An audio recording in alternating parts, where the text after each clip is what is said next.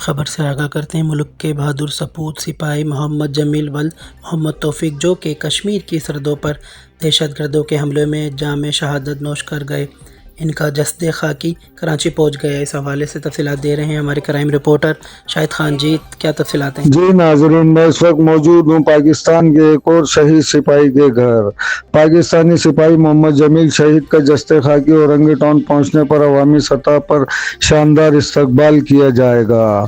ملک کے بہادر سپوت سپاہی محمد جمیل ولد محمد توفیق جو کہ کشمیر کی سرحد پر دہشت گردوں کے حملے میں جام شہادت نوش کر گئے، ان کا جسد خاکی کراچی پہنچنے کی تیاریاں مکمل۔ ضلع انتظامیہ کی جانب سے شہید کے جسد خاکی کے روڈ کو کلیئر کرایا گیا اور تمام تجاوزات ہٹا دی گئیں۔ علاقے کے مکینوں نے سڑکوں کے کنارے کھڑے ہو کر اپنے ہیرو کا شاندار استقبال کرنے کی تیاریاں مکمل کر لیں۔ شہید محمد جمیل کو فوجی اعزاز کے ساتھ سپرد خاک کیا جائے گا۔ عوام اور علاقائی نمائندوں نے ان کی قربانی کو خراج تحسین پیش کیا اور ملک کی سلامتی کے لیے ان کی خدمات کو سراہا۔